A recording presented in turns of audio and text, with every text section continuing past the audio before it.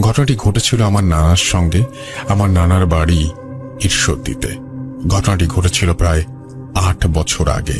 আমার নানা আর রহিম চাচা গ্রামের অন্য লোকের মতো মাছ ধরত। সময়টা ছিল বর্ষাকাল। একদিন আমার নানা আর রহিম চাচা অন্যান্য রাতের মতো মাছ ধরতে যাওয়ার পরিকল্পনা করেন। ওই দিন রাতে ঝিরঝির করে বৃষ্টি হচ্ছিল। ওই দিন রাতে আমার নানা রহিম চাচাকে ডেকে রাত 8টার দিকে রওনা হলো মাছ ধরার জন্য। বাড়ি থেকে নদীর দূরত্ব 4 কিলোমিটার। তার জন্য তাদের নদীতে পৌঁছাতে প্রায় রাত 9টা বেজে যায়। যেহেতু ঝিরঝির করে বৃষ্টি হচ্ছিল, চাঁদের আলো একেবারেই ছিল না বললেই চলে। এই অল্প আলোতে আমার নানা মাছ ধরতে লাগলো আর রহিম চাচা দাঁড় বাইতে লাগলো। মাছ ধরতে ধরতে রাত 1টা বেজে গিয়েছিল। তখন আমার নানা নৌকা চালাচ্ছিলেন। তখন তারা দুজনেই একটা কান্নার আওয়াজ শুনতে পেল, কিন্তু এই কথা কেউ কাউকে বললেন না, যদি উভয়ই ভয় পায়। তাছাড়া দুজনেই মনের ভুল ভেবে উড়িয়ে দেন। যখন রাত 2:30 তখন আমার নানা দেখতে পান নৌকা অপর প্রান্তে একটা অবয়ব দাঁড়িয়ে রয়েছে, অর্থাৎ নৌকার অপর প্রান্তে একটা অবয়ব দাঁড়িয়ে রয়েছে। অবয়বটার চোখ জল জল করছিল। আমার নানা রহিম চাচাকে বলেন, রহিম, ওইটা কি? রহিম চাচা ওই দিকে তাকালেন। তখন আর কিছু ছিল না। অবয়বটা ততক্ষণে সেখান থেকে অদৃশ্য হয়ে গিয়েছিল। আমার নানা ভেবেছিল এটা বোধহয় তার মনের ভুল। তাছাড়া আমার নানা অনেক সাহসী ছিলেন। তখন রাত 3টা বেজেছিল। তখন রহিম চাচা দাঁড় বাইতে লাগলেন। তার কিছুক্ষণ পর রহিম চাচা দেখল একটা অবয়ব মাছ খাচ্ছিল আর একটি অবয়ব দাঁড়িয়েছিল। তাদের দুজনের চোখই একেবারে লাল। অবয়ব দুটি রহিম চাচার দিকে ভয়ঙ্কর দৃষ্টিতে তাকিয়েছিল। রহিম চাচা ওটা দেখার জন্য প্রতি ছায়া, সেটা হচ্ছে আমার কথা শুনবে, আমার যে ছায়া সে তোমার কথা শুনবে, এটাই স্বাভাবিক। আমি যা করব সে তাই করবে, এটাই খুব স্বাভাবিক। কিন্তু যদি একটু অন্যভাবে চিন্তা করি, যেটা আমি সত্য মিথ্যা বলছি না, ভাবতে বলছি, যে কখনো যদি এরকম হয় যে আপনি যা করছেন, আপনার ছায়াটি সেই বৈজ্ঞানিক নিয়মটা মানল না, সে সেখানে আটকে থেকে গেল, বা আপনি নড়ছেন না, সে নড়তে শুরু করলো। আমার সাথে জীবনে একবারই এরকম হয়েছিল, এবং সেটা আমার কাজের সময়। আমার কানে ফোন ছিল, আমি কথা বলছিলাম, ল্যান্ড ফোন ছিল, সেটাতে আমি কথা বলছিলাম, এবং আমার যে ছায়াটা পড়েছিল সেখানে তার হাতে কোনো ফোন ছিল না, সে যেন 2 হাত ভাঁজ করে আমার দিকেই তাকিয়েছিল। ব্যাপারটা খুবই ভয়ঙ্কর আমার কাছে। আমি এখনো তার ব্যাখ্যা পাই না। আমাদের আজকে যে ঘটনাটা, সেই ঘটনাটা অবশ্য এমন না। সেই ঘটনাটা অনেকটা এমন যে আপনার বেডরুমে, অনেকের বেডরুমে এটা থাকে যে আপনার বেডরুমে একটা ড্রেসিং টেবিল আছে। রাতের বেলা আপনি চোখ খুলেন, চোখ খোলার পরে আপনি দেখলেন ড্রেসিং টেবিলে কেউ বসে আছে। ড্রেসিং টেবিলে কেউ বসে আছে। আর যাদের ঘরে ড্রেসিং টেবিল নাই তারা ভাবুন যে আপনার ঘরে একটি আয়না আছে, সেই আয়নায় কেউ মুখ দেখছে, বা আয়নার জায়গায় কেউ দাঁড়িয়ে আছে। কি করবেন আপনি? কি করা যায় ওই মুহূর্তে? আমার তো মাথাতেই আসে না। যদি আপনার মনে হয় যে ওই সময় আসলে আমাদের সত্যি কিছু করার আছে, লিখে পাঠাতে পারেন। কিন্তু আমার একেবারেই আমার মাথাতেই আসে না যে ওই সময় কি করা উচিত বা কি করতে হবে। যাই হোক, আমার মনে হয় যে আমি এরকম কোনো ঘটনার সাথে কখনো পরিচিত ছিলাম না, কিন্তু অনেকেই আছেন যারা এই টাইপের ঘটনার সাথে পরিচিত, এবং আজকে ওই ধরনের একটা ঘটনা আছে। তবে সেই ঘটনা আমি এখন আপনাদের শোনাতে যাচ্ছি না। আমি এখন যে ঘটনাটা শোনাবো সেটা এসেছে কানাডা থেকে, এবং আমাদের মেহমান ভাই পাঠিয়েছেন, যিনি রেগুলার আমাদের ঘটনা পাঠান। Thank you very much. এবং তার প্রফেশনটা আমি জানি, তিনি অত্যন্ত ব্যস্ত থাকেন, এবং তারপরেও তিনি যে এই ঘটনা পাঠান, আমি অভিভূত। এবং thank you very much Rehman ভাই, আপনাকে। আপনি এত ব্যস্ততার মাঝখানেও আমাদেরকে যে মনে করেন, এটাতে আমরা নিজেকে ধন্য মনে করি। এবং এভাবে ঘটনা পাঠাবেন আপনার বন্ধু বান্ধবের, এবং আপনার যে প্রফেশন সেই রিলেটেড যদি কোনো ঘটনা থাকে সেটা আমাদেরকে পাঠাবেন প্লিজ। আমরা অধীর অপেক্ষায় আছি প্রতি সপ্তাহে আপনার ঘটনা শোনার জন্য। আমরা রেহমান ভাইয়ের ঘটনা প্লে করছি আপনাদের জন্য। ইন দ্য মেন টাইম আমাদের ইমেল অ্যাড্রেসটা আপনারা লিখতে ভুলবেন না। আমাদের ইমেল অ্যাড্রেসটা সেটা হচ্ছে russell.booth.com@gmail.com। আপনার নাম, ঠিকানা এবং ফোন নাম্বার সহ আপনার জীবনে ঘটে যাওয়া সবচেয়ে সেরা ঘটনাটি লিখে বা রেকর্ড করে পাঠিয়ে দিন আমাকে। অবশ্যই আপনার নামের সাথে সাথে আপনার ঠিকানা এবং ফোন নাম্বারটা লিখতে ভুলবেন না, যেটা অনেকেই ভুলে যান। এমন কোনো ফন্ট ইউজ করবেন না যেটা খোলা যায় না বা কপি করা যায় না, এরকম কোনো ফন্ট কাইন্ডলি আপনারা ইউজ করবেন না। আর ঘটনা যারা আমাকে দিয়ে পড়াতে চান তারা বাংলা, ইংরেজি যেটাতে আপনার সুবিধা সেটাতে লিখতে পারেন, it's up to you. But ঘটনাটা হতে হবে ফাটাফাটি, right? Okay, thank you so much আমাদের সঙ্গে থাকার জন্য। আমরা চলে যাচ্ছি রেহমান ভাইয়ের ঘটনায়। Stay tune.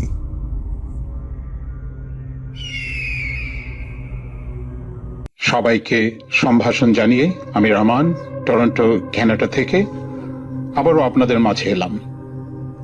আমার মাঝে মধ্যে ভাবতে ইচ্ছে করে, এই যে আমি এবং আমার মতো যারা আছে তারা এই যে সুপার ন্যাচারাল কিছু জিনিস আমরা দেখতে পাই, এভাবে কি অনেকেই দেখতে পায়? এই উত্তরটা কিন্তু আমার জানা নেই।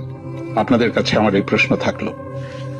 এই ঘটনাটি অত্যন্ত সাম্প্রতিক, কয়েক মাস আগে, ঠিক কোভিড-19 শুরু হবার মাসখানেক আগে, এটা টরন্টোর কাছাকাছি একটা জায়গায় এই ঘটনাটি ঘটেছে আমার সাথে, আমার জীবনে। সো ওই সময় টরন্টোতে উইন্টার অ্যালার্ট ছিল। গভর্নমেন্ট রেডিও, টিভি সবখানে বলে দিয়েছে কেউ যাতে দুপুর 3টার পরে আর বাইরে না থাকে, সবাই যাতে ফিরে আসে। স্কুল, কলেজ, ইউনিভার্সিটি সব বন্ধ। আমাদের যা কাটা করার ছিল আমরা দুপুর 12টার মধ্যেই ওটা কেনাকাটা করে নিয়ে আমরা চলে এসেছিলাম। 3টা, 3:30টার দিকে বাসায় আমি একটু ভাবছিলাম যে একটু রান্না বান্না করবো, সবাই মিলে মজা করব। কি আর করা, বাইরে তো আর যাওয়া হবে না, কোথাও মলে যেতে পারবো না, কোনো সিনেমা হলেও যাওয়া যাবে না, সবকিছুই বন্ধ। সো আমি ভাবছিলাম আমরা সবাই মিলে একটু রান্না টান্না করবো, মজা হবে, টিভি দেখবো। তো দেখি কি দাঁড়ায়। এরকম স্নো স্টর্ম মাঝে মধ্যে হয়, বাট এটা অনেক সিভিয়ার হবে, গভর্নমেন্ট তাই বললো। দুপুর 3টা, 3:30টার দিকে হঠাৎ আমার ওয়াইফ আমাকে উপর থেকে আমাকে ডাক দিল। সো আমি স্টেপস দিয়ে উপরে গেলাম, গিয়ে আমাকে বললো যে দেখো আভাস কিন্তু শুরু হয়ে গেছে। বাইরে তাকিয়ে দেখলাম গাছ নড়াচড়া শুরু হয়েছে, তারপর হালকা তুষারপাত শুরু হয়ে গেছে। আমার গাড়িটা নিয়ে ভাবছিলাম, গাড়িটা তো ড্রাইভ থ্রুতে রাখা, কি করা যায়, যদি পুরো গাড়িটাই ঠেকে যায় তাহলে কি করব, ওটা নিয়ে আমি একটু টেনশনের মধ্যে ছিলাম। বিকেল 5টার দিকে হিট করার কথা ছিল এক্স্যাক্টলি। এখানকার যে ওয়েদার ফোরকাস্ট এগুলা 99.98% এগুলা ঠিক থাকে। ঠিক 5টার দিকে কিন্তু হিট করে গেল। প্রচন্ড ঝড়, তুষার ঝড় যাকে বলে, ধবধবে সাদা। যা বলা তাই কাজ, ব্যাগ গাড়ির মধ্যে তুলে সেই বরফ ভেঙে আমরা আমাদের যাত্রা শুরু করলাম। চারিদিকে বামে ডানে তাকাতে তাকাতে যাচ্ছিলাম, ধবধবে সাদা।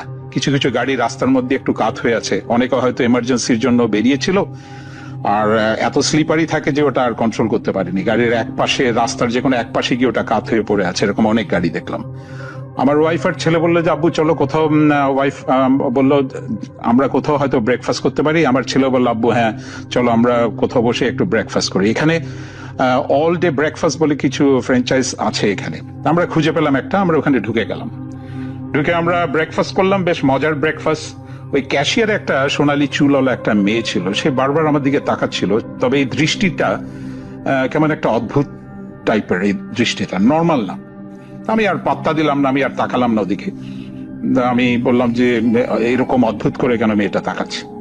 আমাদের খাওয়া দাওয়া শেষ করে আমরা বেরিয়ে গেলাম। সাধারণত এই যে দূরত্ব, এটা যদি সামার টাইমে থাকতো হয়তো 3.5-4 ঘন্টা 100-120 কিলোমিটার পার আওয়ার স্পিডে গাড়ি চালালে এটা পৌঁছে যাওয়ার কথা, কিন্তু যেহেতু বরফ চারিদিকে তো একটু সময় লাগছিল। সেই সময়ের জন্য আমরা বললাম যে আর কোথাও থামবো না, আমরা সরাসরি চলে যাব ওখানে। তো আমরা ব্লু মাউন্টেন সিটির কাছাকাছি আসার ঠিক ঢোকার আগে আমার ছেলে বলল আমরা গ্যাসটা ভরে রেখে দিই গাড়িতে, পুরো তেল ভরে রেখে দিই, যাতে সকালবেলা আমাদের কোনো অসুবিধা না হয়। তাই করলাম। আমরা গ্যাস স্টেশন থেকে সমস্ত গাড়ি ভরে নিয়ে আমরা হোটেলের লবিতে গেলাম।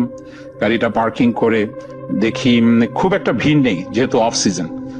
সো লবির যে ম্যানেজার আছে, সে লবি ম্যানেজার নিজেই এসে আমাদেরকে খাতির করলো, বললো যে এখন অফ সিজন হওয়াতে তোমাদেরকে আমি খুব সুন্দর একটা রুম দিয়ে দিচ্ছি। এটা লিভিং রুমও আছে, ড্রয়িং একটা বড় থাকার একটা সোফা কাম বেডও তুমি লিভিং রুমে পাবা, আবার বেডরুমের ভেতরে হিউজ বেড আর ছোট কিচেন সবকিছুই আছে। আমরা রুমে ঢুকে যখন দেখলাম মনটা ভরে গেল। এর মধ্যে আমরা যখন লিফটে করে আসছিলাম, আমরা আবার দূরে দেখছিলাম ওখানে একটা সুন্দর সুইমিং পুল আছে, কাঁচে ঘেরা, টেম্পারেচার কন্ট্রোল সুইমিং পুল। লিফটে উঠতে উঠতে আমার ছেলে আর ওয়াইফ বললো আজকে সাঁতার কাটতে হবে মজা করে। ম্যানেজার বলে দিয়েছে রাত 12টা পর্যন্ত খোলা থাকে এই সুইমিং পুলটা। আমরা রুমে ঢুকে একটু ফ্রেশ হয়ে নিলাম। ফ্রেশ হয়ে আমরা বললাম যে চলো আমরা বেরিয়ে যাই। বেরিয়ে গিয়ে আমরা এখানে কোথাও বসে একটু আর্লি ডিনার করে নিই। এখনো তো কনকনে ঠান্ডা, আর বরফে হাঁটতেও তো তেমন একটা কমফোর্টেবল হয়তো আমরা ফিল করব না। হোটেলের রুমের এর ভেতরেই লবি ম্যানেজারের কাছে আমার ছেলে জেনে নিয়েছে এখানে সবচেয়ে ফেমাস রেস্টুরেন্টটা কোনটা, যেটা অনেক খাবার অনেক মজা হয়। সে অনুযায়ী প্ল্যান, আমরা বেরিয়ে গেলাম হোটেলের ব্যাকডোর দিয়ে। বেরিয়ে গিয়ে আমরা সুভেনির শপ টপ গুলো একটু ঘুরে টুরে দেখলাম। ঘুরে বলে যে চলো আমরা ঢুকে যাই রেস্টুরেন্টে, একটু বসে অনেকক্ষণ মজা করা যাবে। যে রেস্টুরেন্টে ঢুকলাম, মাই গড, মনটা ভরে গেল। কাঠের টেবিল চেয়ার দিয়ে কত সুন্দর করে সাজানো, সবাই হইচই করছে, অনেক ইয়াং কাপলও দেখলাম মজা করছে। টিভি স্ক্রিনের মধ্যে খেলাধুলা হচ্ছে, স্নো, তারপর স্কেটিং, কিছু কিছু স্ক্রিনে বক্সিং হচ্ছে। আমরা আবার বেছে বেছে আমরা আবার মেনুতে আমরা সুন্দর আমাদের পছন্দ মতো খাবারের অর্ডার দিয়ে দিলাম। সেই অর্ডার অনুযায়ী খাবারও আসলো। আমরা খেয়ে টেয়ে অনেক মজা করে আমরা ব্যাক করলাম হোটেলে। তখন বাজে প্রায় রাত 10টা, 10:30 বেজে গেছে। এর মধ্যে হোটেলে আসলাম, আসতে আসতেই আমার ওয়াইফ আর ছেলে বললো যে চলো তাড়াতাড়ি সুইমিং এ যাই। আমি বললাম যে আমি যাবো না, তোমরা যাও, এর মধ্যে আমি একটু গোসল টোসল করে নেই মজা করে, তারপর তোমরা আস্তে আস্তে আমরা টিভি দেখবো, গল্প করবো, তারপর এক সময় ঘুমিয়ে যাব। তো ওরা তাই করলো। ওরা কাপড় চোপড় নিয়ে, ওদের কাছে আরেকটা কি আছে, ইলেকট্রনিক কি, সো অসুবিধা হবে না, ওরা ওই কি দিয়ে খুলতে পারবে। আমি যদি ইভেন ঘুমিয়েও যাই কোনো অসুবিধা নেই। আমি ওয়াশরুমে ঢুকলাম, ঢুকে একেবারে মজা করে শ্যাম্পু করে গরম পানি দিয়ে পুরো বাথরুমটা একেবারে ধোয়া ধোয়া করে ফেললাম স্টিমের জন্য। আমি যখন বের হলাম বাথটাব থেকে, তাকিয়ে দেখি গ্লাসের মধ্যে, এটা আমি কিছু মুভিতে দেখেছি কিন্তু আমার জীবনে এরকম কোনোদিন হয়নি। তাকিয়ে দেখি গ্লাসে লেখা হাই মোহাম্মদ রহমান। আমি তো অবাক যে এটা কি লেখলো। তারপর ভাবলাম ও আচ্ছা, আমার ওয়াইফ হয়তো দুষ্টুমি করে হাতে কোনো গ্লিসারিন কিংবা ময়েশ্চারাইজার দিয়ে হয়তো লিখে গেছে, আমি যাতে ভয় পাই। তা আমি আর পাত্তা দিলাম না। তো আমি আরামসে কাপড় চোপড় পরে এসে, হেয়ার ট্রাই করে এসে টিভির সামনে একটু বসলাম। জানলার পর্দা সরিয়ে আবার দেখছিলাম আমার ছেলে আমার ওয়াইফ ওখানে সাঁতার কাটছে। একটু ঘুম পাচ্ছিল। আমি বললাম বেডরুমে যাই, গিয়ে একটু শুয়ে থাকি, ওরা আসলে তখন আবার মজা করবো। আমি বেডরুমের লাইট বন্ধ করে দিয়েছি। লিভিং রুম আর ড্রয়িং রুমের দিকে লাইটটা আমি জ্বালিয়ে রেখেছি যাতে ওরা আসলে কোনো অসুবিধা না হয়। আমি ঘুমিয়ে গেলাম। হিউজ খাটটা, বিশাল বড় বেড ওরা দিয়েছে।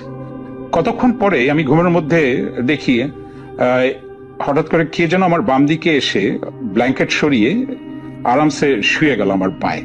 আমি ভাবলাম আমার ওয়াইফ, বাহ, আমি তো অনেকক্ষণ ঘুমিয়েছি, তাইলে ওরা নিশ্চয়ই এসে টিভি দেখে আমার ওয়াইফ নিশ্চয়ই ঘুমাতে এসছে। আমি অভ্যাসবশত একটা হাত দিয়ে দিলাম গায়ে, দেখি বেশ ঠান্ডা গাটা, কেমন যেন ঠান্ডা ঠান্ডা ভাব। আমি ভাবলাম যে সুইমিং করে এসছে হয়তো, এই জন্য বডিটা ঠান্ডা হয়ে আছে। আমি আবার বললাম, আমি ওকে আবার ব্ল্যাঙ্কেট টেনে দিলাম। আমি ভালো মতো ব্ল্যাঙ্কেট মুড়ি দিয়ে রাখো, ঠান্ডা লাগতে পারে। আমি হাতটা দিয়ে আমি ঘুমিয়ে গেলাম। একটু পরেই দেখি হঠাৎ শব্দ পেলাম। কিসের শব্দ? তাকিয়ে দেখি ওদিক থেকে যে আলোটা আসছিল ওই রুম থেকে, দেখি ওদিক থেকে আমার ওয়াইফ আর আমার ছেলে, দেখে ওরা দরজা খুলে ভিতরে ঢুকে বেডরুমের দিকে আসছে, বসে জিজ্ঞেস করছে যে আব্বু কই। ও আচ্ছা, আব্বু কি ঘুমিয়ে গেছে এসব বলে ঢুকতেছে। আমার সমস্ত বডি একেবারে পাথর হয়ে গেল। এটাকে শুয়ে আছে আমার বায়ে। আমি যেই জাপটে ধরার চেষ্টা করছি, দেখি আমার হাত গলে নিচ দিয়ে নেমে যাওয়ার চেষ্টা করছে সে যেই হোক। আমি প্রচন্ড শক্তিতে একটা ঘুষি মারার চেষ্টা করলাম, কারণ আমি দেখলাম আমার ওয়াইফ দাঁড়িয়ে আছে হাতে কাপড় নিয়ে, আমার ছেলে দাঁড়ানো লাইটের ওদিক থেকে। তাহলে এটা কে হতে পারে? আমি জানি না আমি কি করেছি। আমি বোধহয় মুখ থেকে আমার শব্দ বেরোচ্ছিল। আমার ওয়াইফ আর ছেলে বলে যে আব্বু আব্বু হোয়াটস রং। আমার ওয়াইফ বলে যে কি হয়েছে তোমার? আমরা যে এই যে এখানে শুয়েছিল এটা কি? এটা তুমি একটু আগে এসে বলে না আমরা তো মাত্র ঢুকলাম। হাতে এইটা দেখা এখনো পর্যন্ত ভেজা কাপড় হাত থেকে পড়ছে। লাইটের সুইচ কোথায়? লাইট জ্বালাও। দেখি পাশ দিয়ে ওটা কোন দিক দিয়ে স্লাইড করে চলে গেল ওই জিনিসটা। লাইট জ্বালালো, আমার ফেসের দিকে ওরা তাকিয়ে থাকলো অদ্ভুত দৃষ্টিতে। আমি ওদেরকে বললাম যে আমাকে একটু সময় দাও, আমি তোমাদেরকে এক্সপ্লেইন করছি।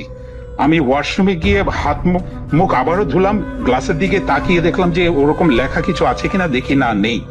আমি বেরিয়ে এসে লিভিং রুমে বসে ওদেরকে যখন ঘটনাটা বললাম, ওরা থ হয়ে আমার কাহিনী শুনলো। আমার ছেলে বলে যে এক কাজ করি, আমরা তাহলে এখান থেকে এই রুমটা চেঞ্জ করে ফেলি। আমি বললাম যে সমস্ত কিছু তো ছড়িয়ে ছিটিয়ে আছে, আমরা লাইট জ্বালিয়ে ঘুমিয়ে যাব, পরের দিন সকালবেলা কাল সকালে উঠে আমরা আর্লি চলে যাব, ভুলে যাও কি হয়েছে না হয়েছে। আমার বডির ভেতরে আমার মাইন্ড সমস্ত কিছু কিরকম ওলট পালট মনে হচ্ছিল। পরদিন সকালবেলা আমরা উঠে রওনা দিয়ে দিলাম। আসার সময় যে আনন্দটা ছিল, সে যাওয়ার সময় শুধু একটা দুটো কথা বলতে বলতে যাচ্ছি আর ভাবছিলাম এটা কি হলো কি হলো আমার জীবনে, আসলে এরকম অদ্ভুত সব ঘটনা কেন ঘটে, আমার নিজের জানা নেই উত্তর কি। সবার প্রতি শুভকামনা রইল। রাসেল ভাইকে অজস্র ধন্যবাদ এমন সুন্দর অনবদ্য এক সাহসী অনুষ্ঠান পরিচালনা করার জন্য। খোদা হাফেজ। Rahman from Toronto, Canada.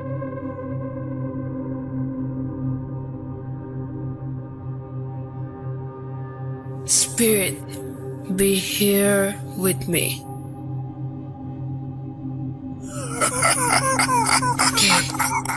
Qui êtes-nous? Bhoot.com. The fear returns with Russell.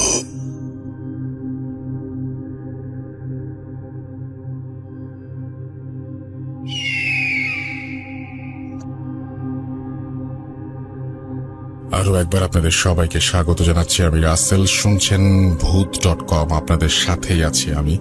এবং রেহমান ভাইয়ের কাছে সেই ব্লু মাউন্টেনের কথা শুনে আমার যেতে ইচ্ছে করছিল। আপনারা বিশ্বাস করবেন কিনা জানি না, যখন ঘটনাটা আমি প্রথম শুনি তখনই আমি গুগলে সার্চ দেই এবং জায়গাটা সত্যি অসাধারণ। এবং কোনো একদিন যদি আল্লাহ ভাগ্যে রাখেন তাহলে definitely I will be there. এবং আমি অবশ্য বাকিটা চাই না, কোনো খারাপ কিছু এক্সপেরিয়েন্স করতে চাই না সেখানে গিয়ে, বাট আমি অবশ্যই কোনো একদিন যেতে চাই। তো আমার কাছে ট্রাভেলিং খুবই ভালো লাগে এবং আমার মতন মানুষের জন্য এই টাইমটা খুবই দমবন্ধ একটা সময়, যখন আমি ট্রাভেল করতে পারছি না। এবং আমার মতো ওরা অনেকেই আছেন আমি জানি, মানে আমি অবসরেও অনেক সময় এই যে ট্রাভেল ব্লগগুলো দেখতে পছন্দ করি। তো যাই হোক, আমার মনে হয় যে এই ঘটনাতে যারা হচ্ছে এরকম ট্রাভেলিং পছন্দ করেন তাদের মানে এরকম একটা সুন্দর জায়গায় এরকম একটা ঘটনা ঘটেছে, যেটা নিশ্চয়ই ভালো লেগেছে। আমাদের বাংলাদেশে আমরা যারা বাঙালি বা বাংলাদেশি, আমাদের পৃথিবীর বিভিন্ন দেশে বিভিন্ন জায়গায় আমরা বাঙালিরা কিন্তু ছড়িয়ে রয়েছি, তাই না? ছড়িয়ে ছিটিয়ে রয়েছি আমরা, এবং আমরা বিভিন্ন জায়গায় আমাদের দেশের নাম মুখোজ্জ্বল করছি। কেউ কেউ সেটা না করলেও বেশিরভাগ মানুষই করছেন। এবং আমার মনে হয় যে আমরা সবাই সবসময় ভালোর দলে এবং দেশের ভালো করার চেষ্টায়। আমরা যারা দেশে থাকি তার চাইতে বেশি যারা টাওয়ার আছে, পাক চায়না টাওয়ার, ওইটার নিচে গিয়ে দাঁড়াইলাম। সো ওইটা নিচে গিয়ে দাঁড়াইলাম, তখন দেখলাম ওই জিনিসটা তখনও আছে দূরে, আমার তখন ওটা স্টেয়ার করতেছে, আমার তখনও দেখতেছে। সো ওইখানে মানে পুলিশের চেকপোস্ট ছিল, হালকা পাতলা গাড়িও ছিল। সো আমি বললাম যে আচ্ছা হবে হবে, আমি পরে ওইখান থেকে বাসা চলে আসলাম। এই আমার কাহিনী। আই হোপ আপনাদের ভালো লাগবে। So that's it. সবাই ভালো থাকবেন।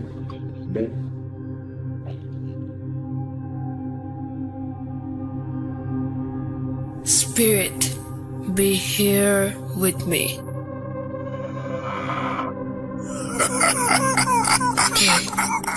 Qui êtes-nous?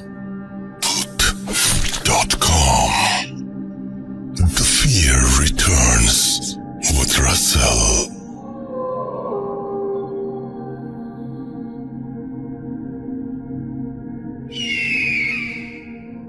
আরো আরো একবার আপনাদের সবাইকে স্বাগত জানাচ্ছি। আমি রাসেল, এবং আমি জানি না যে আপনারা কে কে আমার মতন হরর ফিল্ম দেখেন। হরর ফিল্ম সম্পর্কে যারা দেখেন না তারা বলেন যে হরর ফিল্ম খুবই ফালতু, এবং হরর ফিল্মে শুধুমাত্র এমন কিছু দেখায় যেটা ভয়ঙ্কর রকমের হাস্যকর। আমি অনেকগুলো হরর ফিল্মের কথা আপনাকে বলতে পারি যে হরর ফিল্মগুলো একেবারেই এরকম না। আপনি তার ভালো হরর ফিল্ম দেখেননি, আপনি শাইনিং দেখেননি, সেই জন্যই আপনি মনে করেন যে হরর ফিল্ম খুব ফানি কিছু। নো, একেবারেই সত্যি না। আপনি নিশ্চয়ই রিং দেখেননি। আচ্ছা, রিং এর কথা বলতে গিয়ে আমার মনে হলো যে আপনাদের কাছে যারা রিং দেখেছেন তাদের কাছে আসলে কোন ভার্সনটা ভালো লাগে। আপনারা তো অনেক কিছু দেখেছেন, মিরর থেকে অনেক কিছুই দেখেছেন, এবং জাপানিজ অনেক ফিল্ম কিন্তু পরে আবার হলিউড তৈরি করেছে। কিন্তু জাপানিজদের হরর ফিল্ম চিন্তা করা এবং তাদের ঘটনাগুলো খুবই অন্যরকম হয়, যেগুলো আসলে পৃথিবীর অন্য সব জায়গার চেয়ে অনেকটাই আলাদা। জাপানিজ ফিল্মগুলো কিন্তু একটু অন্যরকম হয়, যেগুলো পৃথিবীর অন্য জায়গার থেকে বেশ আলাদা। এবং হরর ফিল্মে জাপানিজদের ওপরে কেউ আছে বলে আমার পরে ইদারিং কোরিয়ানরাও চেষ্টা করছেন, থাইল্যান্ডেও এ ধরনের কিছু কিছু চেষ্টা চলছে। কিন্তু আমার কাছে মনে হয় যে জাপানিজরা এখনো অনেক বেশি এগিয়ে এই হরর ফিল্মে। তো সেই জাপান থেকে আমাদের একটা ঘটনা এসছে, ওসাকা জাপান থেকে সম্ভবত, এবং সেইখানকার যে ঘটনাটি আমরা আজকে আপনাদের শোনাতে যাচ্ছি সেই ঘটনাটিও আশা করছি আপনাদের ভালো লাগবে। এবং জাপানে যারা আছেন বাঙালিরা, তারাও আপনারা আমাদের আরো ঘটনা পাঠাবেন আশা করছি। ঢাকায় তো লকডাউন চলছে, লকডাউন কিছু কিছু জায়গায় চলতো, এখন তো চলছে না ঢাকায়। আমি যেটা বলছি যে লকডাউন ঠিক বলছি না, আমি বলছি সীমাবদ্ধ করা হয়েছে, তাই না? আমরা নিজেরা নিজেদেরকে সীমাবদ্ধ করেছি, আমরা প্রয়োজন ছাড়া বাইরে যাচ্ছি না। তার আমাদের বেশ সময় রয়েছে কিন্তু বাসায়। আমার মনে হয় যারা ঢাকাবাসী আছি তারাও একটু ঘটনা পাঠাই, বেশি বেশি করে পাঠাচ্ছি যে না তা না, একেবারেই সেটা বলছি না। তারপরেও আর কোথায় গেল আমাদের মুর্শিদাবাদ, মালদা, আমাদের ত্রিপুরা, দার্জিলিং, তারপরে শিলিগুড়ি, রেগুলার ঘটনা আসতো, আপনারা বন্ধ করে দিলেন কেন হঠাৎ? আমি ঠিক বুঝতে পারছি না। হ্যাঁ, কলকাতা থেকে আসছে, কলকাতা থেকে ডেফিনেটলি আসছে। আমি চারপাশের ঘটনায় চাচ্ছি সবাই এই নতুন স্বাভাবিক যে জীবন, নিউ নর্মালের সাথে হয়তো একটু খাপ খাইয়ে নিতে সময় লাগছে, বাট সবকিছু তো স্বাভাবিক করতেই হবে। আর সেজন্য আমাদের আমরা দুঃসময়েও, ভয়াবহ দুঃসময় একদম শুরু থেকেই ভূত.com এখনো পর্যন্ত আল্লাহর রহমতে বন্ধ করতে হয়নি। আল্লাহর কাছে দোয়া করবেন আমার জন্য যেন বন্ধ করতে নাও হয়, আপনাদের যেন এইভাবে আনন্দ দিয়ে যেতে পারি। সপ্তাহে অন্তত একটা দিন সবকিছু ছেড়ে, সব ভয় ছেড়ে, ভয় নিয়ে মেতে উঠতে। তো আমার মনে হয় যে যারা নির্ভয় তারাই ভয় পেতে ভালোবাসে। তো আপনারা সবাই নির্ভয়, আপনারা সবাই সাহসী, অ্যাটলিস্ট আমার চাইতে তো অবশ্যই সাহসী। যাই হোক, অনেক বকবক করছি, বেশি বকবক না করে আমরা চলে যাই ঘটনায়। জাপানের ঘটনাটা ওয়েট করছে আপনাদের সবার জন্য, চলুন শুনে আসি। আসসালামু আলাইকুম রাসেল ভাই, জাপানের ওসাকা শহর থেকে বলছি। গত সপ্তাহের আমার ভূত.com এ পাঠানো প্রথম ঘটনাটি লিসনারদের উদ্দেশ্যে প্লে করার জন্য আপনাকে ধন্যবাদ। তো আজকেও একটি ঘটনা শেয়ার করতে যাচ্ছি, এটিও জাপানের ওসাকা শহরের একটি ঘটনা। তো আমি সরাসরি ঘটনায় চলে যাচ্ছি। ঘটনাটি যার কাছ থেকে কালেক্ট করা, সে আমার সাথে একই ওই রেস্টুরেন্টটাতেই কাজ করতো। তো ও যখন ওসাকাতে প্রথম শিফট করে, তার নিজের শহর নাগোয়া শহর থেকে যখন সে ওসাকা শহরে শিফট করে, তখন নতুন শহর, নতুন সবকিছু নিয়ে সে শুরু করেছিল নতুন কাজ। তো সেক্ষেত্রে তার সবকিছু কাটিয়ে উঠতে অনেক সময় লেগেছিল। তো ওঠার আস্তে আস্তে সে যখন সবকিছু ঠিকঠাক করে মানিয়ে নিচ্ছিল, এমন একটা সময় এই ঘটনাটি ঘটে। তো সে যেখানে কাজ করতো, সে যেভাবে আমাকে ঘটনাটি বলেছিলাম সেভাবেই বলছি। তো সে যে আমাদের রেস্টুরেন্ট যেটা, ওটাতে ও ছিল পার্মানেন্ট জব, আমরা যেহেতু পার্ট টাইম ছিলাম। তো পার্মানেন্ট ওর জবে আপনার কাজ করার দুইটা সিস্টেম ছিল, একটি হচ্ছে সকাল 9টা থেকে 6টা, আর একটা শিফট হচ্ছে দুপুর 2টা থেকে 11টা পর্যন্ত। তো এই দুই শিফটে সে কাজ করতো। তো ঘটনাটি ঘটে তার কাজটি যখন দুপুরের শিফটে ছিল, 11টা বাজে, 11টা যখন শেষ হয়। তো অ্যাজ ইউজুয়ালি সে কাজ শেষ করে বাসায় আসছিল। তো তার বাসায় থেকে 600 মিটার দূরে, হ্যাঁ 600 মিটারের মতো, 600 মিটার দূরে একটি পার্ক ছিল, খুবই সুন্দর একটি পার্ক। আমি ওখানে গিয়েছিলাম অবশ্যই, এবং কান্না করছিল আর তার মা বাবাকে ফোন দেওয়ার ট্রাই করছিল, কিন্তু ওদিক থেকে কেউ ফোনটা ধরছিল না। তো স্টেশন মাস্টার থেকে সবাই জানতে পারে বিষয়টা, যে দেখেছিলাম। তো একটা পর্যায়ে স্টেশন মাস্টার ওই মেয়েটিকে জিজ্ঞেস করে যে এরকম এরকম কি হয়েছিল। তখন মেয়েটিটা জিজ্ঞেস করলো, বললো যে এরকম এরকম আমার বাবা মা আসছিল, বলছিল এখানে দাঁড়ার জন্য, আমাকে নিয়ে যাবে এখান থেকে এসে, কিন্তু ওরা তো আসছে না। তো একটা সময় কি বলে না, মেয়েটি আপনার স্টেশন মাস্টার বললো যে তুমি এখানে অপেক্ষা করো, সমস্যা নাই। তো ওকে বললো যে তুমি কিছু খাবে, তো সে বলে যে না আমি কিছু খাবো না। সে ওখানে বসে বসে অপেক্ষা করতে করতে একটা পর্যায়ে সে ওখান থেকে দৌড়ায় চলে আসে, যে আর তার ভালো লাগছে না ওখানে। তো আচ্ছা, যেহেতু আমি বলছিলাম ওটা গ্রামের একটা স্টেশন ছিল, তো ট্রেন লাইন ছিল, তো ট্রেন লাইনের আশপাশে কোনো গার্ড ছিল না, বাংলাদেশের রেল লাইনের মতোই, যে আশপাশ দিয়ে মানুষ ক্রস করাটা খুব সহজ। ট্রেন আসছে, ওখান দিয়ে মানুষ ক্রস করছে। তো জাপানে কিন্তু এরকম সিস্টেম নেই। তারপরেও যেহেতু একটু রুট এরিয়া ছিল, তো ওখানে ওরকম সেফটি, ওখানে নর্মালি একটা মানুষ ছেলে রেল লাইনের উপর দিয়ে ক্রস, এই পাশ থেকে ওপাশ যাওয়ার সিস্টেম ছিল। তো মেয়েটি যেহেতু স্টেশনের আশেপাশে ছিল, তো সে মোটামুটি স্টেশনটা ক্রস করে হাঁটতে হাঁটতে দৌড়াতে দৌড়াতে সে স্টেশনটা ক্রস করে একটু সামনের দিকে চলে গেল, এবং যার পরে একটা সময় সে রেল স্টেশনের উপর দিয়ে হাঁটতে হাঁটতে পিছন থেকে ট্রেন আসছিল, কিন্তু মেয়েটি ওরকম ভালো, কারণ সে কান্না করছিল আর হাতে ফোন নিয়ে আপনার দৌড়াচ্ছিল। তো একটা পর্যায়ে ট্রেনটি তার উপর দিয়ে চলে যায়, কারণ খুবই স্পিডে ছিল, আমার ট্রেন খুব স্পিডে যায় এবং ওটা থামানো খুবই টাফ ছিল। তো দুর্ভাগ্যবশ মেয়েটি ওখানে মারা যায়, এবং ওর বাবা মা পরে আসার পরে দেখলো মেয়ের বডি, দেখলো, তারা খুবই কান্নাকাটি করলো ওখান থেকে। তো স্টেশন মাস্টার থেকে ওরা পরে জানতে পারলো ঘটনাটি, যে এরকম এরকম ও এখানে আসছিল, কিন্তু আপনাদের আসার লেট দেখে সে এখান থেকে আমার চোখ ফাঁকি দিয়ে।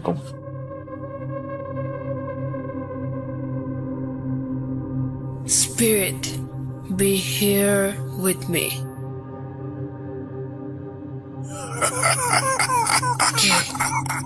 কে তুমি? .com. The fear returns with Russell.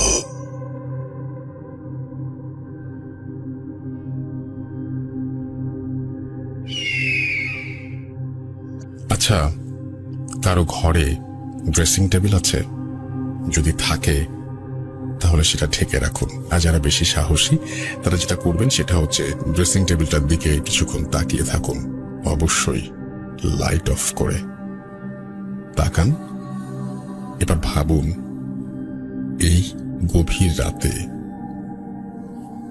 হঠাৎ আপনার ঘুম ভেঙে গেছে এবং আপনি দেখছেন ড্রেসিং টেবিলের সামনে কেউ দাঁড়িয়ে চুল আঁচড়াচ্ছে, অথবা ড্রেসিং টেবিলের সামনে টুলে বসে আছে, অথবা আয়নার ভেতর থেকে কেউ আপনাকে দেখছে। বাপরে, গাটা কেমন শিরশির করে ওঠে না? আমার মনে হয় যে ব্যাপারটা আসলেও অনেক ভয়ঙ্কর, এবং এইরকম ভয়ঙ্কর যে ঘটনা, সেরকম একটা ঘটনায় আমি আপনাদের শোনাবো। একটু লম্বা চওড়া কাহিনী হবে, অবশ্যই মন দিয়ে শুনবেন। আশা করছি এই কাহিনীটা ভালো লাগবে। ইন দ্য মেন টাইম আমাকেও লিখতে ভুলবেন না। আমার ইমেল অ্যাড্রেস তো আপনার জানাই রয়েছে, তারপরে বলি russell.bhoot.com@gmail.com। আপনার নাম, ঠিকানা এবং ফোন নাম্বার সহ আপনার জীবনে ঘটে যাওয়া বা আপনার জানা সেরা ঘটনা লিখে পাঠান আমাকে। ঘটনার শুরুতে অবশ্যই উল্লেখ করুন যে ঘটনাটি আপনি স্টুডিওতে এসে শেয়ার করতে চান, নাকি আপনি চান আপনার ঘটনা আমরা পড়ে শোনাই। দুটোতে এই ঘটনা কিন্তু খুব দারুণ হতে হবে। যারা রেকর্ড করে পাঠাবেন তারাও প্লিজ প্লিজ প্লিজ অনেক অনেক অনেক অনেক বেছে তারপরে ঘটনা দেবেন প্লিজ। আমরা দারুণ কিছু ঘটনা চাই, যেমন এই যে রেহমান ভাই এখন রেগুলার পাঠাচ্ছেন। আমরা চাই যে আপনাদের মধ্যে থেকেও এরকম মানুষজন আসুক। অনেকের ঘটনা কিন্তু অনেকেই কিন্তু রেগুলার হচ্ছেন আস্তে আস্তে। আমি চাই যে আপনাদের মধ্যে থেকেও এরকম রেগুলার স্টোরি টেলার বেরিয়ে আসুক, এবং আমরা বিশ্বাস করি যে আপনারা পারবেন। কারণ যে সময়টা শুরু করেছিলাম সেই সময়টায় সাধারণ মানুষজনকে মানে একটা মানে এরকম ধরনের ঘটনা বা এরকম গল্প শোনাতে পারেন বা ঘটনা শোনাতে পারেন, এটাই তো কেউ বিশ্বাস করেনি। এখন তো সবাই বিশ্বাস করেন, সেই মনোবলটা তৈরি হয়েছে, তাই না? তো আমার মনে হয় যে আপনারাই তো নিয়ে এসেছেন একটা মানে কি বলবো যে সময়কে টান দিয়ে। তো আমার মনে হয় যে সেটাতে আপনারা সেই যাত্রাটাকে অব্যাহত রাখবেন। আপনারা সবচেয়ে বেশি শক্তিশালী। আমি শুধুমাত্র আপনাদেরকে পরিচিত করে দিতে পারি দর্শকের সাথে বা আমাদের শ্রোতাদের সাথে, কিন্তু আপনারা পুরো জিনিসটাকে এগিয়ে নিয়ে যান। তো যাই হোক, আমরা চলে যাব পরবর্তী ঘটনায় এবং আশা করছি যে এই ঘটনাটি আপনাদের ভালো লাগবে। Stay tune. আজকে অনেক কথা বলছি, I am really sorry for that. আসসালামু আলাইকুম রাসেল ভাই, আমি রুকাইয়া, আমি অনার্স থার্ড ইয়ারের স্টুডেন্ট, বরিশাল থেকে বলছি। তো আশা করি আপনি ভালোই আছেন। তো আমি কথা না বাড়িয়ে সরাসরি ঘটনায় চলে যাই। ঘটনাটা ঘটে আমার এক পরিচিত আপুর সাথে। ঘটনাটা ঘটে 2011 সালে। তো আপু 2011 সালে এসএসসি এক্সাম দেয়। তো এসএসসি এক্সাম শেষ হওয়ার 2 থেকে 3 দিন পরে একদিন সকালবেলা হয়তো 10টা অথবা 11টার দিক থেকে আপু ড্রেসিং টেবিলের সামনে দাঁড়িয়ে চুল আঁচড়ায়। তো সে চুল আঁচড়ানো শেষ করে চিমড়িটা যখন ড্রেসিং টেবিলের উপর রেখে সে আয়নার দিকে তাকায়, তখন সে আয়নায় দেখতে পায় যে তার প্রতিবিম্বটা তখনও চুল আঁচড়াচ্ছে। তো এই জিনিসটা দেখার পরে সে মানে পুরো ব্যাপারটা তার হজম করতে অলমোস্ট 4 থেকে 5 সেকেন্ড লাগে। তো যখন সে ব্যাপারটা বুঝতে পারে সে হতভম্ব হয়ে যায় আর অনেক ভয় পায়, এত ভয় পায় যে অনেক জোরে চিল্লাপাল্লা করা শুরু করে। তো চিৎকার চেঁচামেচি করার এক পর্যায়ে বাসার সব লোকজন তার রুমে আসে। তো আসার পরে তাকে জিজ্ঞেস করে যে কি হয়েছে, তুমি এত চিল্লাচিল্লি কেন শুরু করছো? তো সে পুরো ঘটনাটা তার ফ্যামিলি মেম্বারকে বলে। কিন্তু ম্যাক্সিমাম টাইমই রাতে ভাই আমরা দেখতে পাই যে যদি কারোর সাথে কোনো ঘটনা ঘটে আর এই ঘটনাটা সে তার ফ্যামিলি মেম্বারদের কাছে শেয়ার করে, ওই মুহূর্তে ফ্যামিলি মেম্বাররা আসলে পুরো ব্যাপারটাকে খুব একটা পাত্তা দেয় না। মানে ম্যাক্সিমাম টাইম ফ্যামিলি মেম্বাররা এই ব্যাপারটাকে কোনো গায়ে লাগায় না। ঠিক সেরকমেরই মানে আপু যখন কথাগুলা তার ফ্যামিলি মেম্বারদেরকে মানে খোলা বলে, তো আপুর মা উল্টা আপুকে একটা ছাড়ি দেয় যে তোমার এসএসসি এক্সাম শেষ হয়েছে, তুমি রাত্রবেলা 3টা-4টা পর্যন্ত মুভি দেখো, সকালবেলা পয়রা ঘুমাও। তো তুমি কি দেখছো না দেখছো তুমিই জানো। তো এই ঘটনাটার পরে প্রায় অনেক দিন বাসায় পরিস্থিতি একদম স্বাভাবিক। তো তারা সবাই মনে করে যে মানে বাসায় কি আপু মনে করে যে হয়তো জিনিসটা তার চোখের ভুল ছিল। আর দিন যত যায় আপু ঘটনাটা ভুলা যায়। তো এরপরে অনেকদিন পরে একদিন রাত্রবেলা আপু ঘুমানো থাকে। তো সে হঠাৎ করে রাত্রবেলা তার ঘুম ভাঙে। তো ঘুম ভাঙার পরে সে দেখে যে আপুর বেডরুমে বেডের পাশেই ড্রেসিং টেবিল ছিল। তো আপু বেডে শোয়া, তার ঘুম ভাঙে। সে ঘুম ভাঙার পরে ড্রেসিং টেবিলের দিকে তাকানোর পর সে দেখে যে ড্রেসিং টেবিলের উপরে একটা মহিলা বসা। আর মহিলাটা রাসেল ভাই তার বয়স আনুমানিক 35 থেকে 40 হবে। আর মহিলাটা নাকি রোগা থাকে, একটু শুকনা থাকে আর কি। তো মহিলাটা আপুর দিকে এক দৃষ্টিতে তাকানো থাকে। আর হঠাৎ করে সে আপুর দিকে তাকিয়ে নিঃশব্দে একটা হাসি দেয়। তো হাসিটা এত বাজেভাবে একটা হাসি দেয় যে আপু দেখে অনেক ভয় পায়। কারণ মহিলাটার মুখের মধ্যে কোনো দাঁত ছিল না। মানে সদ্য জন্ম নেওয়া বাচ্চাদের আমরা যেমন দেখি যে মাড়িতে কোনো দাঁত থাকে না, একদম সেরকম মুখের মধ্যে কোনো দাঁতই ছিল না। আর এই জিনিসটা দেখার পরে আপু অনেক ভয় পেয়ে অনেক জোরে চিৎকার চেঁচামেচি শুরু করে। তো আপুর বাসার লোকজন তার রুমে আসে। আসার পরে তাকে বলে কি হয়তো আপু বলার পরে তারা বলে যে এগুলো তুমি দেখছো, তোমার মনের ভুল। তো ওই দিন রাত্রবেলা আপুর মা আপুর সাথে ঘুমায়। তো ওই দিন রাত্রবেলা পার হয়ে যায়। এরপরে এর কিছুদিন পরে একদিন এই ঘটনা আসলে 2 থেকে 3 দিন পরেই একদিন আপুর মা দিনের বেলা সে রান্নাঘরে কাজ করতে থাকে বিভিন্ন। তো আপুদের রান্নাঘর থেকে তাদের ডাইনিং আর তাদের ডাইনিং ড্রয়িং স্পেসটা একসাথে দেখা যায়। তো আমি একটু ডিসক্রিপশন দেই। আপুদের যে বাসা ছিল তাদের ডাইনিং আর ড্রয়িং স্পেস আসলে একই সাথে ছিল, মানে একটা রুমের মধ্যেই তাদের ড্রয়িং আর ডাইনিং স্পেস। তো তাদের মেইন ডোর দিয়ে ঢোকার পরই আসলে যে রুমটা পড়ে সেখানে এক সাইডে ডাইনিং স্পেস, অন্য সাইডে ড্রয়িং স্পেস। তো আপুর আম্মু সে দেখতে পায়, সে রান্নাঘরে কাজ করে অবস্থায় সে দেখতে পায় যে আপু তার চুল এলোমেলো, জামা কাপড় এলোমেলো, গায়ে ওড়না নাই। সেই অবস্থায় সে হঠাৎ করে মানে বাসা থেকে বের হয়ে যাবে। তো আন্টি দেখে তাড়াতাড়ি করে চায়, যে বলেছে তুমি এরকম তোমার চুল এলোমেলো, গায়ে জামা কাপড়ের এই অবস্থা, গায়ে ওড়না নেই, তুমি এই অবস্থায় কোথায় যেতেছো? আপু আন্টির দিকে না তাকায় সে সামনের দিকে তাকানো অবস্থায় সে বলে যে আমি এই ছাদে যাব। এটা বলে সে হাঁটা শুরু করে। হাঁটা শুরু যখন করতে যাবে আন্টি খপ করে আপুর হাতটা ধরে ফেলে। হাতটা ধরার পরে আন্টি আপুকে বলে যে তুমি হঠাৎ করে এরকম চুল এলোমেলো, তোমার গায়ে জামা কাপড়ের তাল ঠিক নাই, তুমি এরকম করে কিভাবে ছাদে যেতে পারো?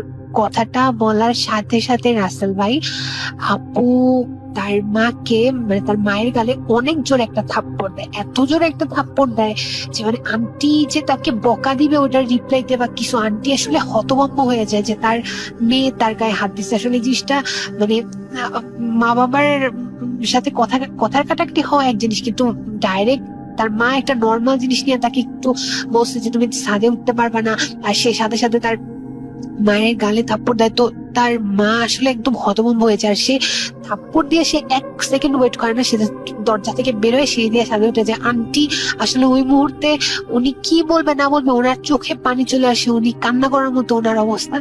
তো উনি হঠাৎ পিছনের দিকে ঘুরে দেখে যে আপু তার নিজের রুম থেকে বের হয়ে ডাইনিং টেবিলের কাছে আসতেছে।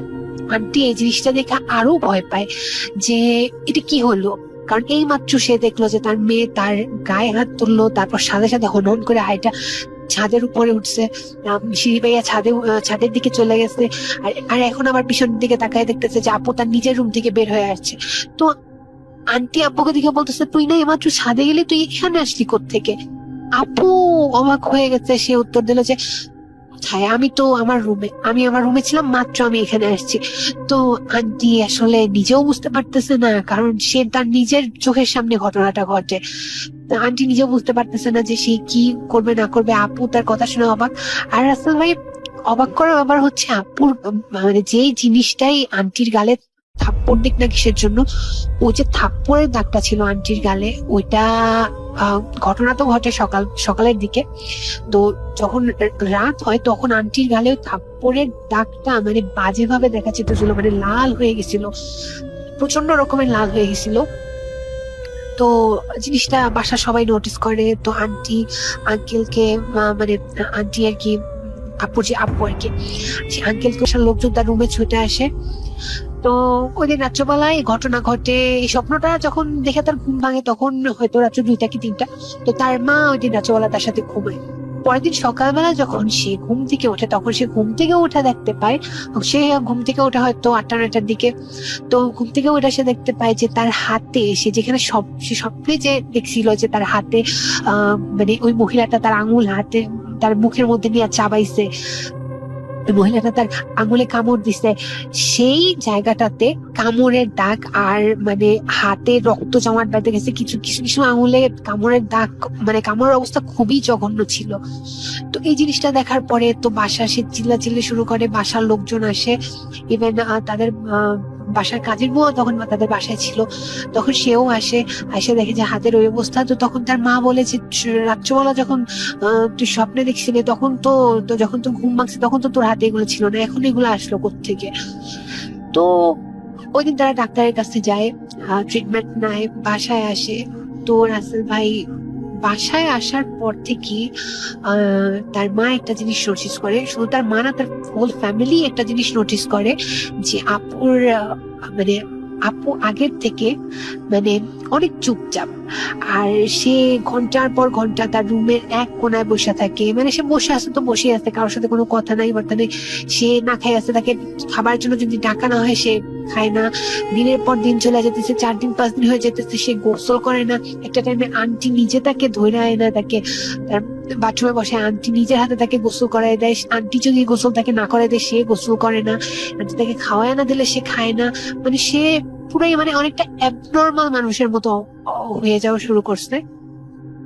তো তখন এই ঘটনাগুলো ঘটার পর থেকে আঙ্কেল আন্টি মানে অনেক হুজুর দেখায়, অনেককে বাসায় আনে ট্রিটমেন্ট করার জন্য, যে কোনো ভাবে যদি এই ব্যাপারটার কোনো সমাধান করা যায়, বা তারা ডাক্তারও দেখায়, কোনো ধরনের কোনো কাজ হতে থাকে না। তো এরকম 2-3 মাস এরকম যায়। তো এর মধ্যে আব্বুর এসএসসি রেজাল্টও দেয়, কিন্তু রেজাল্ট দিল প্রচন্ড রাগান্বিত দৃষ্টিতে তাকায় থাকে, আর মানে রাগে ফুসফুস করতে থাকে। মানে অবস্থাটা এমন যে পারলে সে ওই লোককে মারে, মানে এতই বাজে ভাবে সে রিয়াক্ট করতে থাকে। তারপর সে আব্বুর কাছে যায়, আব্বুর সাথে যায়, সে কথা বলার চেষ্টা করে, কমিউনিকেট করার চেষ্টা করে, বাট কোনোভাবেই সে কোনো কথা বলে না। এর পরবর্তীতে সে বাসা থেকে যখন বের হয়ে আসবে, সে যখন ঘর থেকে নামবে, তখন মানে আপুর রুম থেকে অনেক জোরে শব্দ করে আপু বলে যে আমাকে তাড়াইতে আসছিলি না, তুই তাড়াইতে আসছিলি আমাকে, তুই পারবি না, তুই পারবি না, তুই আমাকে তাড়াইতে পারবি না, এই কথাটা বলে। আর এরপরে তারা যখন ঘর থেকে মানে এরপরে তারা যখন ঘর থেকে নেমে যাবে, তখন একটা তাচ্ছিল্যের হাসির মতো একটা শব্দ হয়। আর এমন না যে শব্দটা আপুর রুম থেকে আসতেছে বা অন্য কোথা থেকে, মনে হচ্ছে অন্য কোনো একটা ভয়েস থেকে একটা হাসি শব্দ আসছে, তাচ্ছিল্যের একটা হাসি শব্দ আসছে। আর হাসিটা শব্দ হয় পুরা ঘর জুড়ে, এমন না যে কোনো রুম থেকে আসতেছে শব্দটা এক্স্যাক্টলি। তো এরপরে ওনারা ঘর থেকে বের হয়ে আসে। তো ঘর থেকে বের হয়ে আসার পরে মানে আপুর বাবা, তার কলিগ, আর যে লোক আর কি ট্রিটমেন্ট করার জন্য আসে, সেই লোক আর কি তখন সে তার বাবাকে বলে যে আপনার মেয়ের উপরে হয়তো কোনো জিনের আসর আছে, নয়তো আপনার মেয়েকে কেউ ব্ল্যাক ম্যাজিক করছে, যে কোনো একটা জিনিস হয়েছে। তো সে বলে যে আমি কিছুদিন পরে আপনাদেরকে সব বলবো, কারণ ওই যে লোককে তারা আনে ট্রিটমেন্টের জন্য, উনি আসলে উনি মেবি ওনার জিন আছে, জিন ছিল, উনি জিনের মাধ্যমে কাজ করে। তো ওই লোক বলে যে আমি কিছুদিন পরে আপনাদের সাথে আমি কন্ট্যাক্ট করবো। তো এরপরে রাসেল ভাইয়া প্রায় অনেক দিন যায়, হয়তো 10-15 দিন ওই লোক কন্ট্যাক্ট করে না আপুর বাবার সাথে। তো হঠাৎ একদিন সেই লোক 10-15 দিন পরে হঠাৎ একদিন সেই লোক আপুর বাবাকে ফোন দেয়। ফোন দেওয়ার পরে সে বলে যে আপনি একটু আমার সাথে দেখা করেন, আপনার সাথে আপনার মেয়ের ব্যাপারে আমার কিছু কথা বলার আছে। তো সে আপুর বাবা যায়, তার সাথে দেখা করে। দেখা করার পরে রাসেল ভাই ওই লোক তার মানে আপুর বাবাকে বলে যে আপনার কাছেরই একজন মানুষ আপনার মেয়েকে আসলে ব্ল্যাক ম্যাজিক করছে, খুব রাগে ক্ষোভে করছে। তো সে আসলে আপুর বাবা অনেক মানে হতভম্ব হয় যে এখানে ব্ল্যাক ম্যাজিক করছে, কে করছে। তো ওই লোক বলে যে আপনার বোনের সাথে কি আপনার কোনো ঝামেলা হয়েছে? তো সে বলে যে আমার বোন। তো ওই লোক বলে যে হ্যাঁ আপনার নিজের বোনের সাথে। তো তখন আপুর বাবার একটা জিনিস মনে পড়ে যে আপুর এসএসসি এক্সাম শুরু হওয়ার কিছুদিন আগে আপুর যে বাবা, তার বড় বোন আর কি তার বাসায় আসে। তো বাসায় আসার পরে আর কি সে বাসায় আসে মূলত একটা উদ্দেশ্য নিয়ে, যে আপুর যে ফুফাতো ভাই ছিল, মানে আপুর বাবার যে বড় বোন, তার যে ছেলে ছিল, সেই ছেলের সাথে তার আপুর বিয়ে দেবে, এরকম একটা বিয়ের প্রস্তাব নিয়ে আসে আর কি সে বাসায় আসে। তো বাসায় আসার পরে আর কি আপুর বাবা আর কি মানা করে। আর এমন না যে বিয়ের প্রস্তাব তারা এখন আনছে, তারা অনেক আগে থেকে আসলে আপু যখন 89-এ পরে তখন দেখি মানে আপুর যে সেই ফুফাতো ভাই সে আপুকে পছন্দ করতো। তো এই জিনিসটা আর কি আত্মস্বজনের মধ্যেও জানাজানি ছিল যে এরকম ও পছন্দ করে। আসলে ব্যাপারটা এমন না যে ব্যাপারটা প্রেম না, ব্যাপারটা ছিল একতরফা, যে আপুর ওই ভাই শুধু তাকে পছন্দ করতো, আর আপুর ভাই তার মাকেও বসে, তার ফ্যামিলিকেও বসে যে সেই মেয়েকে বিয়ে করতে চায়। তো সেই হিসাব অনুযায়ী আর কি মানে তার মা আর কি আপুর বাবার কাছে প্রস্তাব নিয়ে এসেছে এরকম তারা আর কি বিয়ে করাইতে চায় তার ছেলের সাথে আপুর।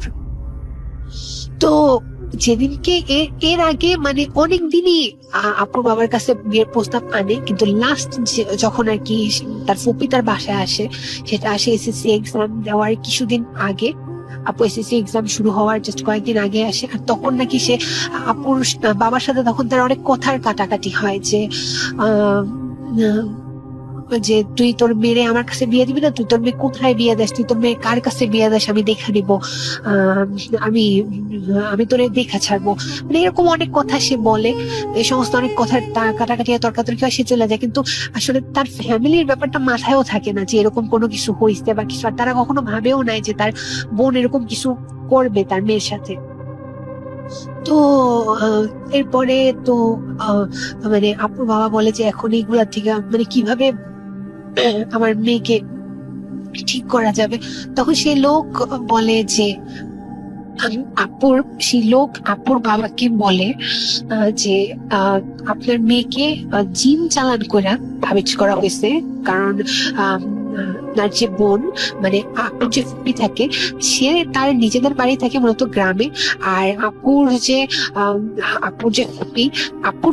ফুপির যে চাচি শাশুড়ি ছিল, সেই চাচি শাশুড়ি নাকি কুফরি করতে জানে। সেই চাচি শাশুড়ির মাধ্যমে সে এরকম জিন কুফরি করায় আর কি, জিন চালান দিয়ে আর কি তার উপরে ব্ল্যাক ম্যাজিক করে।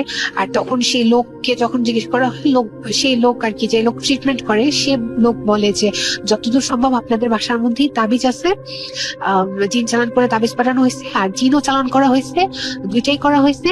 আপনার আমি আজকে রাত্রবেলা তাবিজগুলো সব উদ্ধার করব।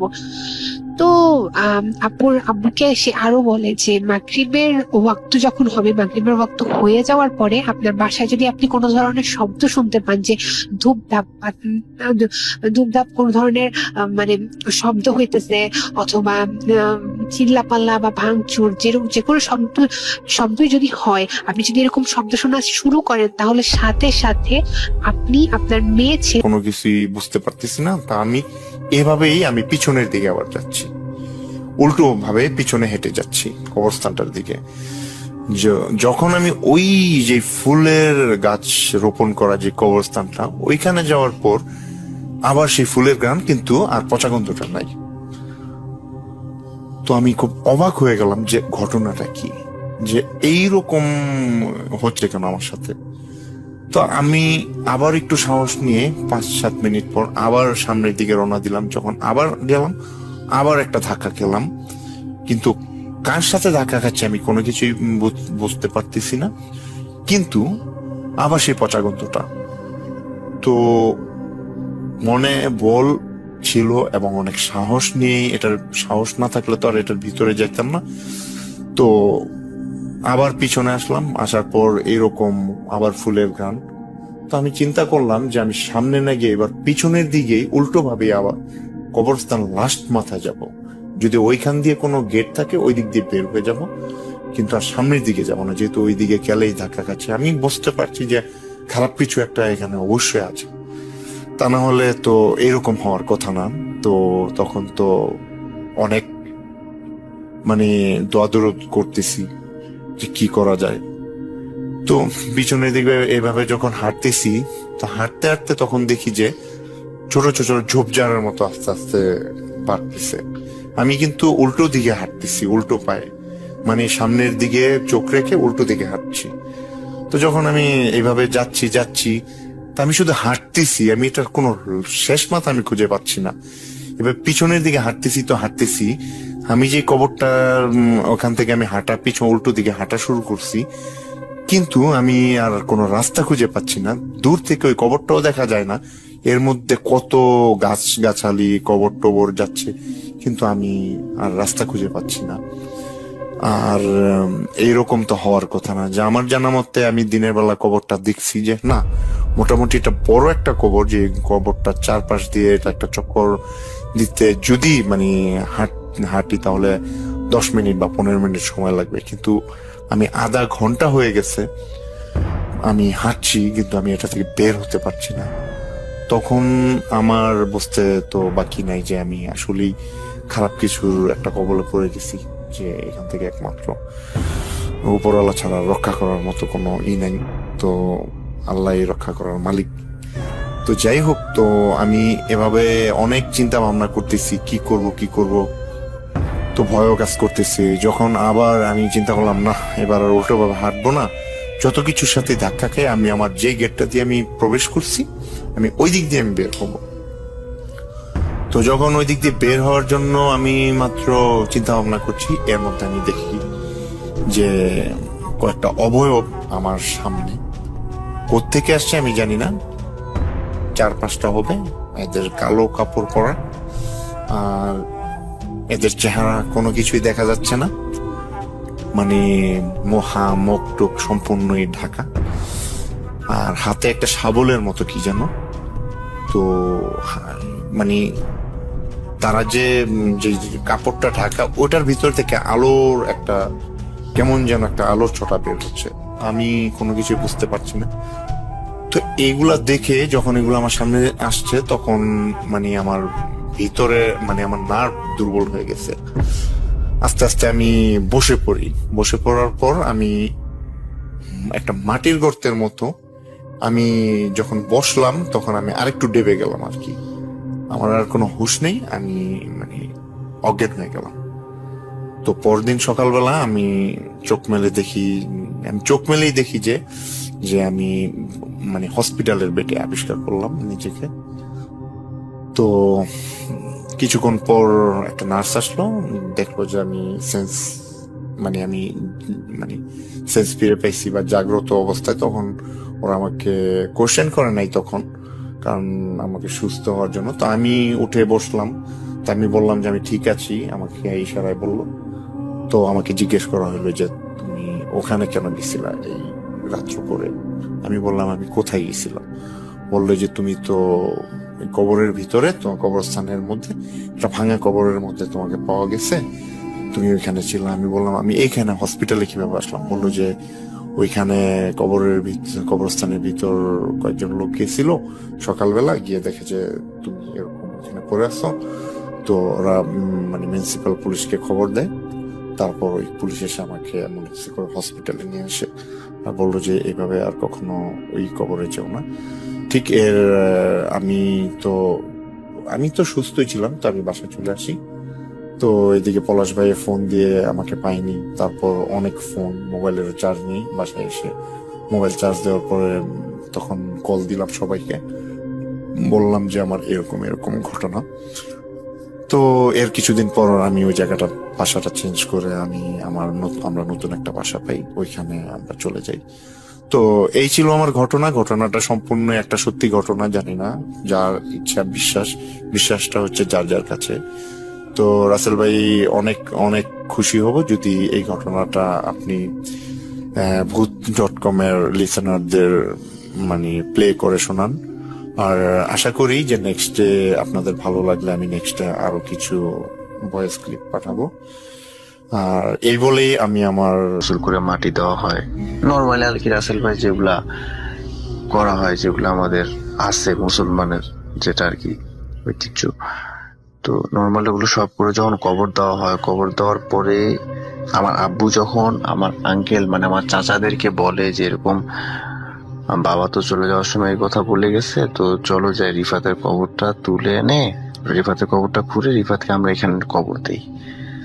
তখন আমার চাচারা অথবা গ্রামের যে আরো 10টা লোক ছিল তারা বলে যে যেহেতু রিফাত 1 বছর আগে মারা গেছে আর 1 বছর পর আজকে তার দাদা মারা গেছে, তো মনে হয় না যে রিফাতের লাশটার ভিতরে তেমনটা আছে, মনে হয় যে নর্মালি রিফাতের লাশটা পচে গেছে।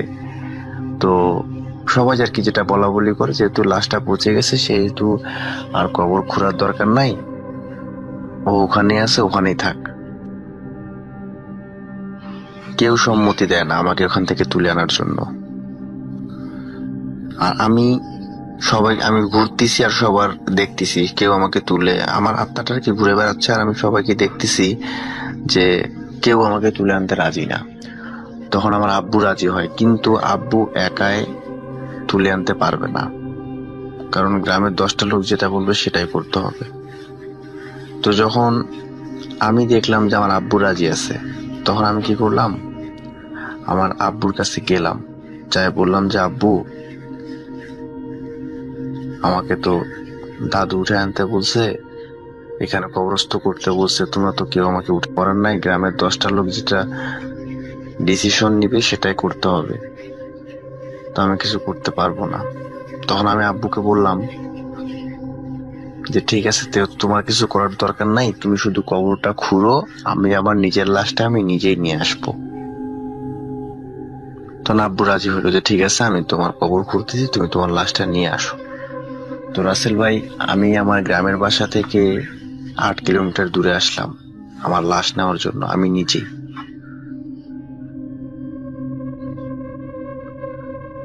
আসলাম, যখন কবর খুললাম, কবর খোলার পর দেখলাম যে আমার লাশটা যেমন করে শোয়ানো হয়েছিল ঠিক তেমনটাই আছে, ঠিক তেমন। দাদির কাছে যাই বলছি যে এরকম দাদি, আমি এরকম এরকম স্বপ্ন দেখছি। তো দাদি বলছে যে সময়টা কখন ছিল, যে তুই এই স্বপ্নটা দেখছিস, সময়টা কখন ছিল? আমি কিন্তু স্বপ্নটা দেখছিলাম রাসেল ভাই ফজরের নামাজের আগে আগে। তো আমি দাদিকে বললাম যে এরকম আমি ভোরবেলা স্বপ্নটা দেখছি। তো দাদি বললো ঠিক আছে, ভয় পাওয়ার কিছু দরকার নাই, যেহেতু তুই দেখছিস তাহলে এটা তোর হবে না, এটা অন্য কারোর সাথে এরকম একটা কিছু ঘটবে। আমি এরকম আরো কয়েকজনকে বলছি, তো আমার যে কয়েকজনকে বলছি সবাই আমাকে এই কথাটাই বলছে যে যদি নিজে স্বপ্ন দেখে তাহলে ওটা নিজের সাথে হবে না, অন্যজনের সাথে ঘটবে। আর যদি ভোরবেলা যদি অন্যজনের স্বপ্ন দেখো তাহলে তোমার নিজের সাথে এটা ঘটবে। আমাকে এটা অনেকজনে বলছে। তারপর আমি আমার আম্মুকে এসে এই ঘটনা বলছি, আম্মু আমাকে বলছে যে এগুলো তোর ভুল ধারণা, তুই ঘুমানোর আগে ভূতের শুনে ঘুমাইস, এগুলো ভয়ের কাহিনী মাথায় নিয়ে ঘুমাইস, যার কারণে তুই এরকম ভূতের ভয়ঙ্কর স্বপ্ন দেখছিস। আম্মু ব্যাপারটা কি নর্মালি নেয়। আর দাদি তো পুরাতন আদিম যুগের মানুষ, তো তাই আর কি হয়তো সিরিয়াস নিয়ে কথাটা আমাকে বলছে আর কি, সমস্যাটা সলভ করছে। তো আমি যারা লিসেনাররা আছে আমি তাদেরকে রিকোয়েস্ট করতেছি, যদি আপনাদের সাথে এমন কোনো স্বপ্ন হয় যে ভোরবেলা এরকম ভয়ঙ্কর স্বপ্ন দেখছেন বা এই টাইপের যদি আপনাদের কোনো আইডিয়া থাকে তো কাইন্ডলি আমাকে একটু জানাবেন। আমি আসলে এই বিষয়টা নিয়ে একটু আতঙ্কিত আছি। তো রাসেল ভাই, এই ছিল আমার ঘটনা। আমার কাছে আরো বেশি ঘটনা নাই, যেটা সত্যি কথা বলতে গেলে আমার কাছে 2টা ঘটনা আছে। একটা হচ্ছে হসপিটালের, আমি দিনাজপুরে যখন আমার অপারেশন হয়, আমার কিন্তু অ্যাপেন্ডিসাইটের অপারেশন হয়েছিল। আমার অ্যাপেন্ডিসাইটে যখন অপারেশন হয়েছিল আমার তখনকার একটা ঘটনা আছে হসপিটালের, এখনো মনে পড়লে শরীরে লোন দাঁড়ায় যায়। রাসেল ভাই, সকলকে ধন্যবাদ। আসসালামু আলাইকুম। Hood.com. The fear returns. থাকার জন্য কথা হবে আবারও আগামী শুক্রবার ইনশাআল্লাহ। সেই পর্যন্ত ভালো থাকুন, সুস্থ থাকুন, মোস্ট ইম্পর্টেন্টলি প্রতিটা মুহূর্তে নিরাপদে থাকুন। দরকার সেজন্য সচেতনতা। টাটা।